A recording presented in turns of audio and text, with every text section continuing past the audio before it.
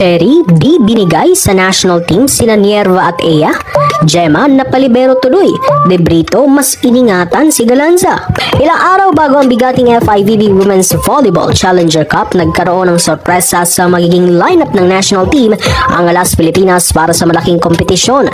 Una na nga nating nabalita na posted na sa official website ng FIVB ang lineup ng Pinas at ng iba pang competing team sa torneo. Pero ngayon, umingay sa social media ang naturang lineup matapos na mapansin ng mga fans na nakalista bilang libero si PVL champion and MVP Gemma Galanza.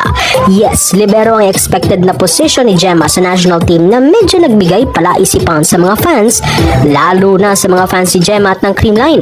Siyempre, initial reaction, pinagdudahan agad ng mga Marites ang naging move ng Alas Pilipinas sa surprising turn of events na ginawang libero si Maring Gemma. Well, may dahilan naman kung bakit ito ginawa. Una, kukulangin ng libero ang Alas Pilipinas dahil mawawala sa lineup si Cherry Tigo player Jen Nierva at di lang si Nierva, kundi pati ang teammate niya na si Ea Laure at si NU star Alyssa Solomon. Well, di na ito bago sa atin dahil sa mga latest updates ng Cherry, nagtaka na nga tayo na bakit nasa training ng crossovers ng dalawang national team player and sa ating pagkakaalam ay dapat nasa Alas Pilipinas sila nag-eensayo.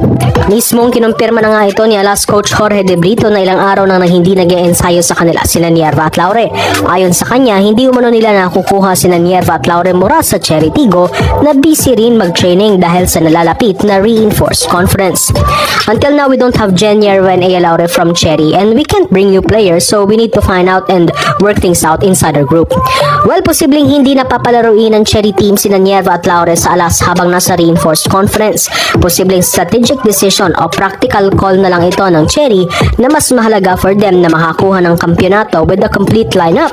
Lalo pa malaki ang chance nila this time around with Kat Bell on their side kaysa sa national team na kung iisipin halos one game lang this Challenge Cup at nag-aalanganin pa kung makakakuha ba ng panalo ang Pinas o hindi.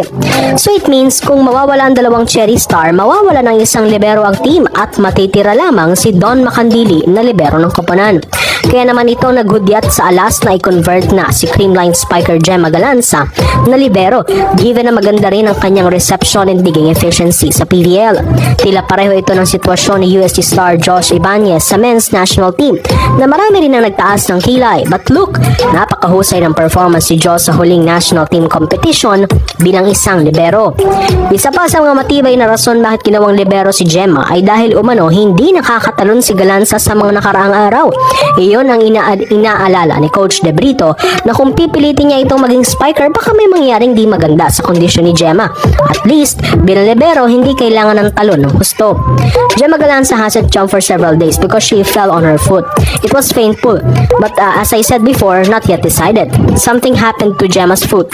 Now she's feeling better but she didn't jump for days. Yan ang pahayag kay De Brito. Well, tingin ko ito ang best decision na nagawa nila to protect Gemma's health. At timing naman, nahula nga sila ng isang libero sa team. Sa mga fans, intindihin na lang siguro natin ang sitwasyon ngayon ng koponan.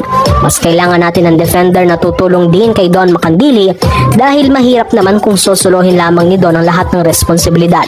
At si Gemma ang perfect help for Don on that. Total, marami naman tayong mahuhusay na spiker sa team. Nariyan sina Bella Belen, Vanny Gander, Cici Rondina, Angel Canino na kayang-kaya ng alagaan ang opensa ng Alas team.